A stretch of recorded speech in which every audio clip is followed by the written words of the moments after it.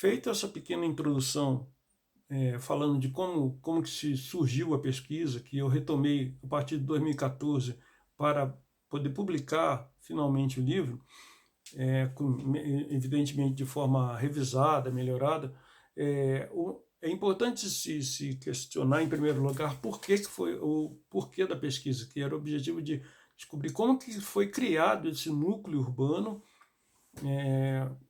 que originou, chamado Barão Geraldo, como que se criou essa vila, né? E por que ela criou uma identidade tão forte, porque que se diferencia de Campinas, se diferencia de Paulínia, se diferencia de outros lugares. A maioria dos mais antigos não considerava aqui como Campinas. Campinas era a grande cidade, né? Barão Geraldo era a vila deles, né?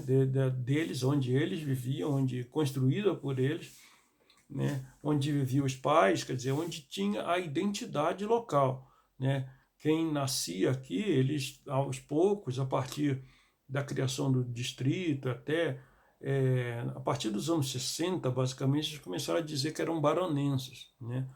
E identificar quem era de fora, vocês não são daqui. Havia uma forte identidade e eu queria saber por que foi criado isso. Para isso era necessário não apenas procurar livros, que não existia nenhum livro sobre Barão Geraldo, a não ser aquele livro de entrevistas, né, do José Cavalcante, chamado Milton Pereira, né, José Cavalcante Milton Pereira, chamado Isto é São Paulo, que fez uma entrevista em várias cidades. Aliás, entrevista não, é um livro de biografias feitas em várias cidades do estado de São Paulo, em 1970, 72. Né? E havia um texto do professor César Nunes, atualmente professor da Faculdade de Educação, que ele, concorrendo num concurso de monografia do Ministério da Cultura, tirou a menção honrosa, e era bem interessante, mas o texto era sobre a lenda do Boi Falou, e ele me emprestou para eu pegar como referência para a minha pesquisa. O principal, a primeira coisa a saber era descobrir quando que começou esse núcleo urbano, porque não havia nenhum núcleo público, né, alguma coisa pública, uma via, uma coisa que fosse de propriedade coletiva do município, alguma coisa assim, que tivesse o nome de Barão Geraldo. Primeiro seria essa estação que deu origem ao município de Cosmópolis, que era a Estação Barão Geraldo de Resende, em 1899, mas em 1904 ela já passou a se chamar Estação Cosmópolis, né? E logo, 40 anos depois, ela se tornou município, né? A partir de 1904, a Funilense passou a ser para o Estado, e do Estado foi privatizada pela empresa do Percival Farquhar, um empresário norte-americano, entendeu? Que fez uma reforma na linha, e em 1907 em 1908 foi reinaugurado a linha, já saindo do Mercadão, inaugurado naquele ano, foi a primeira estação, e a estação passou a se chamar Barão Geraldo, pois o Barão Geraldo tinha falecido em 1907. Antes disso, não havia nenhuma vila ou própria, coletiva, aliás, pública, que se pudesse dizer que era uma vila, né? Haviam apenas as colônias dentro das fazendas, e, portanto, elas eram privadas, né? Pertenciam às fazendas. Havia a Fazenda Rio das Pedras e Santa Genebra, cada uma tinha colônias. Dentro da colônia, a colônia mais próxima era a colônia Xadrez, a colônia Xadrez, que já existia desde o século XIX, na Fazenda Rio das Pedras, onde é hoje a rua Carlos Diniz Leitão, na Vila Santa Isabel, e que deu origem ao bairro Santa Isabel também, né? Ficava a uns 2 quilômetros, mais ou menos, de distância de onde hoje é o centro de Barão. De qualquer forma, a partir de 1907, houve uma mudança, em 1908, a partir quando faleceu o Albino José Barbosa de Oliveira, o pai, né, começou-se a haver uma divisão da fazenda Rio das Pedras, começou-se a dividir várias partes dela, né, e uma das partes que foi vendida por, não se sabe o ano, até hoje ainda não se descobriu nenhum documento que comprove isso. Por volta de 1910, o italiano Plínio Aveniente abriu uma venda no armazém da Santa Genebra, que ficava ao lado da estação Barão Geraldo. A partir de 1908 passou a se chamar Barão Geraldo. Ali ainda não havia nenhuma casa, só havia o armazém da fazenda e a venda do Plínio. Esse Plínio ele conseguiu comprar 22 alqueires da fazenda Rio das Pedras, ali desde a estação até depois da capela. A capela já existia desde o começo do século XX, né, onde é hoje o Santander, havia uma capela. Então ele comprou aquele terreno todo em torno da capela e em frente à estação, do lado da estação. Foram 22 alqueires e ele começou a criar gado e levava leite até para vender em Campinas, numa carroça, e também vendia lenha. Uma coisa importante também, a Funilense, a principal carga da Funilense foi exatamente lenha. Sempre foi a principal carga da Funilense. Eles levavam vários outros produtos também, e passageiros, mas a principal carga era a lenha. Outra coisa importante é que, a partir de 1919, a partir de 1917, a Brasil Railway, que era Railway, quer dizer, estrada de caminho de ferro, estrada de ferro em inglês, Brasil Railway do Percival Farquhar, entrou em concordata, né, faliu, e aí o governador da época, Altino Arantes, fez um acordo em 1919, a Funilense, quer dizer, a estrada de ferro sorocabana em geral, que era o que estava privatizada, voltou a ser o Estado, né?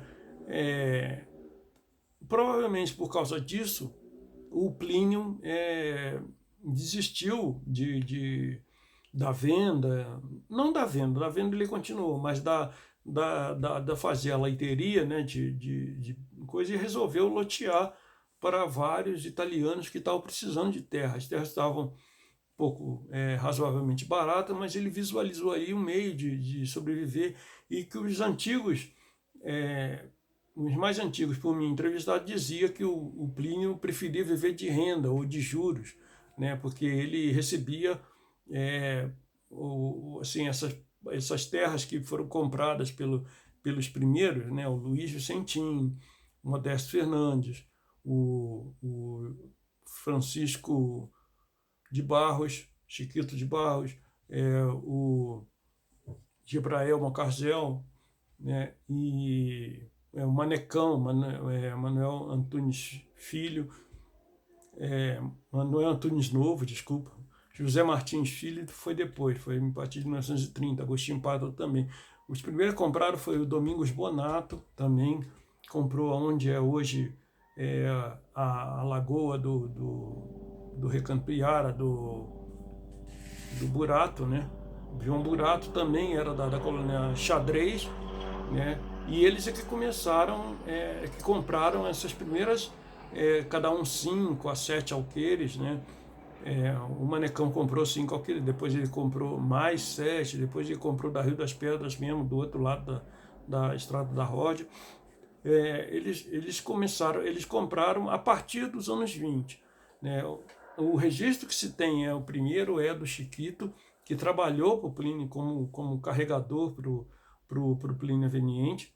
Né? Em 1922, ele adquiriu a venda do Plínio, onde era, ou parece que ele comprou uma terra ao lado, entendeu? E se estabeleceu fez o seu primeiro sítio, né? Depois ele foi vendendo essas partes para outras pessoas, foi loteado e tal, né? Também o Luiz Centim, o Modesto Fernandes, o, o outro agora que eu esqueci o nome, o Domingos Pátaro fez, Domingos Bonato compraram esse centro, né? O Manecão, o Mocazel, eles compraram o que hoje é chamado de Centro de Barão, a partir dos anos 20 e 30, mais ou menos, anos 30. O Hélio Leonardi, aliás, o pai dele, Horácio Leonardi, chegou por volta de 1929, 1930, mais ou menos, vindo de Limeira, né? E montou uma ferraria, uma ferraria atrás da igreja, né? Onde é hoje a casa da dona Zezé Leonardi, né? Leonardi, eu acho que é isso, Zezé Leonardi, Pátaro Leonardi, atrás do Santander, né? E ali ele fez a primeira ferraria, né? E a partir daí começou a se criar um núcleo urbano, né, que ficava entre a estação e a capela, né, que as pessoas começaram a fazer missa todos os domingos, tinha que pagar o padre basicamente da Vila Nova para vir no domingo rezar uma missa. Às vezes a igreja mandava outro padre, né? E tinha uma festa anual, a festa de Santa Isabel, para Santa Isabel, que no começo era para Santa Isabel, mas eles também tinham vários outros santos, e aí eles faziam uma procissão de andores para cada um desses santos, eles dividiam entre as famílias, e havia até uma disputa honrosa mesmo, né? Assim, uma honra para cada família que carregasse esses andores, e isso fortaleceu muito mais a identidade. Isso começou, no mínimo, Dona Antônia falou que essa festa já existia nas fazendas, como ela falou, no tempo das fazendas. Então, ela já existia desde pelo menos o começo do século XX, né? Não se tem aí, mas parece que a primeira foto e documentos que se tem é de 1928, né, quando houve uma festa de reinauguração da capela, né, feita pelo Durval Antônio Vasconcelos. São poucas documentação. O importante, mais importante dessa primeira fase, é que eram apenas sítios, né, que eles vendiam, cada um plantava várias coisas, policultura. O café estava em decadência, como todo mundo sabe, né? Então eles plantavam e iam de carroça vender em Campinas. Muitos iam pelo caminho de bambu, pela avenida de bambu, como diz a filha do barão, e a maioria ia pela estrada de terra, chamada Estrada dos Fazendeiros na época, antes da chegada da Rod, até Campinas. Eles levavam 2 horas mais ou menos, saíam por volta de 5 da manhã. Eu estou generalizando.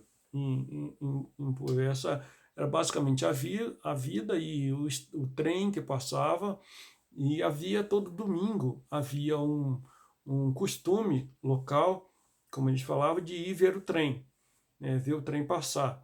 As pessoas ficavam... Uma coisa importante que eu esqueci também, o Plínio Eveniente tinha um mercado em frente à estação, já era dele, ele mesmo construiu, e tinha outros, tinha do Carrara, tinha do Francisco Carrara, tinha do Mocazel, Antônio Mocazel, tinha do Chiquito de Barros.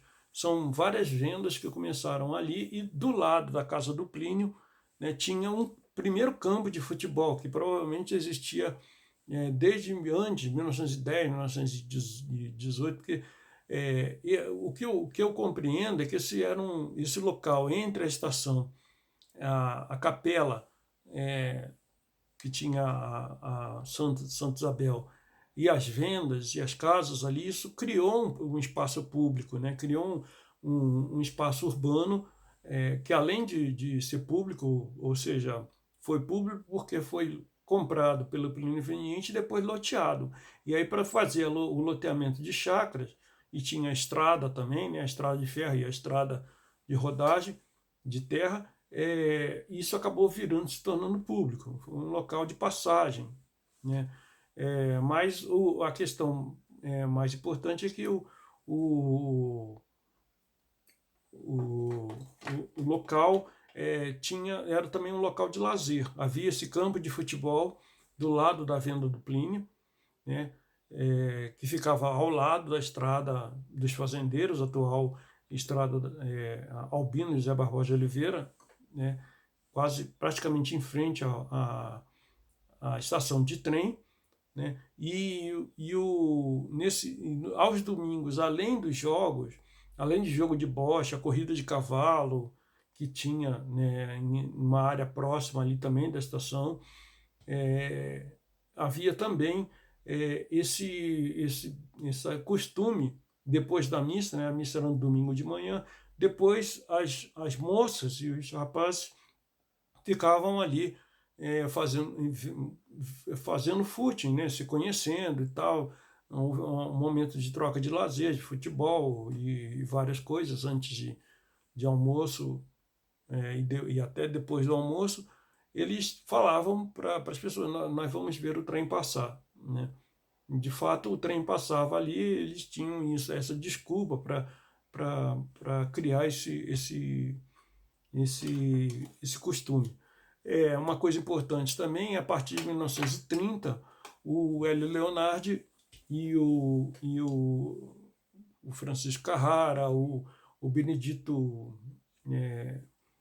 que era o chefe da estação, o Benedito, eles montar um time de futebol que inicialmente começou a se chamar Internacional, né, porque tinha um I grande na frente da camisa, né. Depois, aos poucos, em 1935, 5 anos depois, eles criaram o Clube Atlético Barão Geraldo, né, o que existe até hoje, né.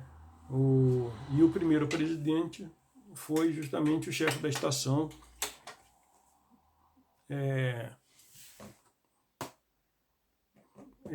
então, eles criaram esse time por volta de 1931 e disputaram diversos campeonatos de várzea, campeonato amador em Campinas e até no estado, chegaram a ser campeão de Campinas em 1969, né? E sempre teve à frente o Hélio Leonardi,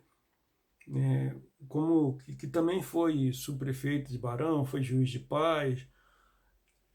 Uma coisa importante também é que em 1935 eles estavam precisando, evidentemente, eles estavam precisando de luz, né?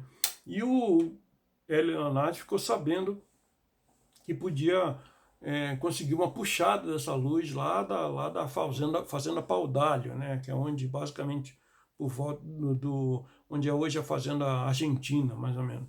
Ele conseguiu trazer essa puxada lógico, ele teve que pedir dinheiro, né, para os proprietários para pagar, foi feito o que a gente chama hoje de vaquinha, né? Eles juntaram dinheiro e para fazer essa primeira puxada de luz, em 1935, vários proprietários de terra, como o Manecão, o José Martins, o José Felipe também, que era português também, Modesto Fernandes, eu não sei se nessa época, mas em 1935 ninguém queria pagar.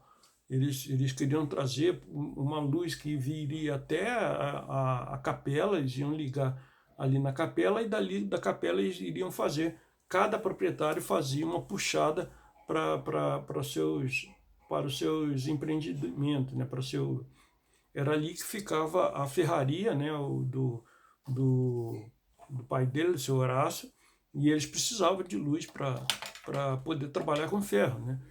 e todos os proprietários precisavam, né? Então ele conseguiu fazer essa primeira puxada muito a contragosto de muita gente, mas ele conseguiu dinheiro de algumas pessoas e foi essa primeira puxada de luz em 1935, quando também foi fundado o Clube Atlético Barão Geraldo, né? Já existia a festa e costumava a ter como é que se fala, essa festa de São Isabel todo ano, né, também. E uma terceira coisa mais importante aí foi que, devido à conjuntura internacional de guerra, em 1943, a Ródia não conseguia importar os perfumes que vinham da França para ela poder vender no Brasil. A Ródia, que era francesa, né, foi criada há pouco, uns 50 anos antes, em 1943, eles estavam em São Bernardo, né, e como é que se fala? A decisão da presidência, da direção da empresa, foi de que, olha, vocês comprem uma fazenda aí e comecem a plantar cana, né, para produzir o álcool, né? E aí foi aí que eles procuraram e encontraram essa fazenda chamada São Francisco, que pertencia a um italiano, o Vicente Gagliardi. Isso foi contado tudo por baronenses, né? Como o seu José de Campos, né? Que me contou isso. E aí o Vicente Gagliardi vendeu em 1942 ou 43, por volta de 43, 42, essa fazenda que foi vendida, que se sabe que em 1904 era parte da Rio das Pedras e foi vendida para o Vicente Gagliardi. Em 1943, a fazenda, hoje a atual fazenda da Ródia, no São Francisco da Ródia, a primeira coisa que tinha uma enorme plantação, uma floresta de eucaliptos, né, e várias outras árvores, e tinha muita árvore lá, e eles queriam fazer um campo para plantar cana. O que aconteceu? Eles contrataram, sei lá, 5.000 trabalhadores, né? Estou chutando, seria necessário fazer uma pesquisa dentro da Ródia, através da Ródia, para saber quantas pessoas foram contratadas. E eles contrataram de Paulínia e de Barão Geraldo. Praticamente, como os antigos moradores de Barão contaram, todos foram. Aqui parece que todos os homens de Barão foram trabalhar lá para fazer essa derrubada desses eucaliptos.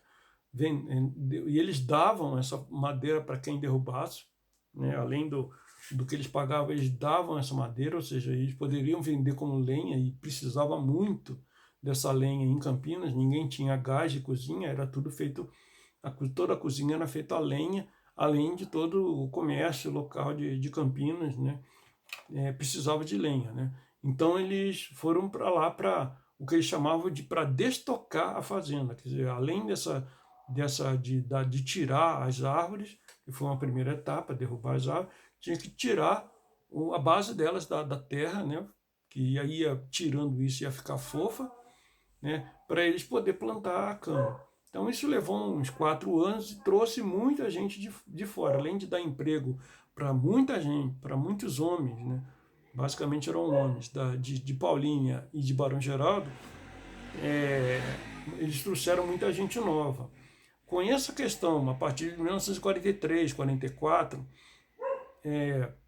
o Luiz Vicentim, o Agostinho Pátrio, que comprou do Signore, né, isso que eu esqueci, do Alberto Signore, que havia comprado do Plínio, ele comprou do Signore aquela parte da Vila Agostinho Pátrio, né? Agostinho Pátrio e o Luiz Pátrio, irmão, compraram aquele terreno. Esses três, basicamente, começaram a proposta de lotear, de fazer o primeiro loteamento mesmo do centro, dali que é hoje o atual centro de Barão. O primeiro que foi registrado na prefeitura foi o Luiz Vicentim, né? Fez um arruamento, como era chamado na época, né? Fez o seu bairro, né? Você pode inicialmente chamar de Arruamento Luiz Vicentim, que é o principal centro de Barão, né? Onde fica a igreja de São Isabel atual, vai até entre Horácio Leonardi e a Ângela Vicentim, né? Foi registrado em 1947, a partir de 47, 49, eles começaram a vender os lotes, né? Eram lotes de 500 metros quadrados, 500 a 1.000 metros quadrados. Cada casa tinham largas ruas e avenidas, né? Tudo feito basicamente por eles. A prefeitura ajudou muito pouco nessa época, né? E também, logo nessa mesma época, 47, 49, o Agostinho Pátaro também decidiu fazer um loteamento.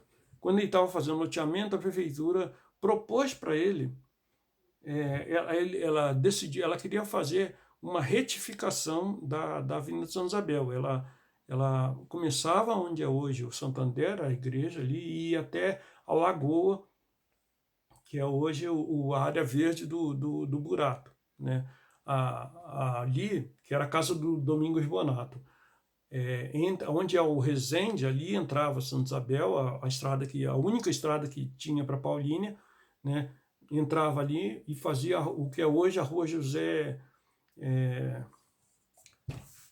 esqueci o nome agora. A rua com o nome do pai do Agostinho Pátaro, agora esqueci o nome. Ali passava a estrada para Paulínia e dava essa volta. Então eles resolveram fazer essa retificação até o que é hoje a Santa Isabel, né? Aquela Avenida Santa Isabel eles fizeram ali em troca de fazer como é que se fala? O arruamento, né? Acertar todo o loteamento da Vila Agostinho Pátaro, né? Eles acertaram isso com o Agostinho Pátaro, foi doado também nessa época, 49, por aí, 50, o terreno para fazer o ginásio, que é outra discussão muito grande nessa questão das escolas em Barão, porque houve uma confusão de nomes, até uma própria confusão mesmo da Secretaria de Educação e de várias pessoas envolvidas, né? Foram várias escolas que foram criadas. A primeira, para você ter uma ideia, a primeira escola que foi criada em Barão foi a Francisco Álvares, que hoje é a escola lá da Vila Holândia. Essa foi a primeira escola, a escola rural, né? Isso pelo governo do estado. Antes, na prática e particularmente, foi a escola da dona Alzira, né? Que por volta de 1920, né? Ela dava aula, era a esposa do seu Benedito, chefe da estação. Dona Alzira, eles eram muito católicos, né? Dona Alzira montou essa escolinha dentro da Fazenda Santa Genebra, em primeiro lugar. Ela foi convocada lá, provavelmente para a Dona Jandira, para dar aula para os filhos dos moradores da Santa Genebra, e logo ela começou passou essa primeira escolinha para a estação. Primeiro foi no prédio da estação, né, por volta dos anos 20, provavelmente a nova sede da estação, que foi fundada em 1926, né? Isso era uma coisa importante que eu esqueci. A primeira estação que existia era muito pequenininha, não cabia praticamente nada, só tinha uma bilheteria, né, e um telégrafo, e um banheiro, e um banco e a plataforma, né? Tem uma foto dela de 1919. Provavelmente ela deve ter sido construída a partir de 1910, em 1916, por essa empresa, na modernização que eles fizeram. Mas era muito pequena, não cabia nada, né? Em 1926, a partir de 1921, a Sorocabana assumiu a Funilense, né? Reformou toda a linha, e em 1926 eles construíram a estação de Barão Geraldo, que é hoje, que já vai fazer assim, que hoje é uma casa particular e que precisa ser preservada, né? De alguma forma ela precisa ser preservada, porque ela vai fazer 100 anos, e foi em torno dela que se originou o núcleo urbano, o núcleo local que deu origem, né, ao que a gente chama de Barão Geraldo. Na estação Barão Geraldo, e a vila em torno chamava Barão Geraldo por causa disso, por causa da estação. Assim como qualquer outra, Joaquim Egídio, era na estação Joaquim Egídio. né? E por aí vai. José Paulino deu origem a Paulínia, a estação José Paulino deu origem a Paulínia, a estação Cosmópolis, Cosmópolis, etc. Arthur Nogueira, etc. Então, a partir de 1940, final de 40, começou-se o loteamento e começou-se a discutir a necessidade de progresso, a necessidade de trazer empresas e tal para fazer com que o Barão Geraldo crescesse. E aí houve a proposta de elevar o distrito, como eles diziam, né? Isso através do Guido Camargo Penteado, né, que era apenas casado com a dona Nura. Uma coisa importante, vieram vários libaneses, né, para Barão, que foram Antônio Alcazel, Gibrael Alcazel, e um deles foi o Salomão Mussi, né, que montou a sua primeira venda exatamente no armazém da Santa Genebra, ao lado da estação, e eles ficaram ali até por volta de 44, mais ou menos, 1944, né, talvez até mais, e ali o Guido Camargo que casou com a filha do Guido, do Salomão Mussi, né, a dona Nura. Eles se casaram e fizeram a casa deles ali e também fizeram um posto de gasolina depois, mas foi em 1952. Em 1952 mesmo, o Guido veio com essa proposta de se candidatar a vereador para defender justamente os pequenos proprietários do entorno de Campinas, né? Essa era a principal plataforma dele. Eu quero defender os sitiantes, os pequenos proprietários de terra que produziam o que eles chamavam de cinturão verde de Campinas, né? E aí ele conseguiu um empréstimo da empresa, da fábrica de aguardente Tozan, da fábrica de saquê Tozan, né, que é onde é hoje perto do Világio, onde tem a Associação Cultural, né? Lá era uma fábrica de saquê, criada por um empresário japonês, né? Ele conseguiu esse apoio, né? E aí ele conseguiu fazer uma campanha e conseguiu se eleger, né, para vereador. E a primeira coisa, na primeira reunião que ele participou da Câmara, a primeira coisa que ele colocou foi o governador, na época, não me lembro se era já o Lísia, Garcês, não sei se era o Garcês já, 1952, provavelmente sim, ele propôs, foi criado a Constituição de 46, a Constituição de São Paulo, que previa refazer o mapa de Barão Geraldo, os limites entre os municípios, né? Então eles mandaram um ofício para todos os municípios perguntando se queria refazer o mapa, se iria criar distritos, retomar os distritos da cidade e tal. Essa coisa que eles pediram isso, eles tinham 5 anos, era o plano quinquenal, né, para refazer esse mapa do estado de São Paulo com municípios, distritos, bairros, etc., e limites entre os municípios, né? E aí o Guido viu essa oportunidade e levou para a Câmara, em 1952, olha, eu vou pedir aqui para transformar o Barão Geraldo em distrito, né? E aí ele colocou em votação na Câmara, houve o seu Osmando Mascaro, o vereador Osmando Mascaro, que representou contra, porque alguns moradores, como um alemão chamado Max Winch, que era funcionário da prefeitura, e alguns outros proprietários eram contra a elevação de Barão Geraldo do distrito, né, porque isso iria colocar no perímetro urbano de Campinas e, portanto, ia começar a cobrar imposto, o IPTU, né? Embora o próprio Guido também era contra a cobrança do IPTU, ele era liberal, ele era da UDN, né?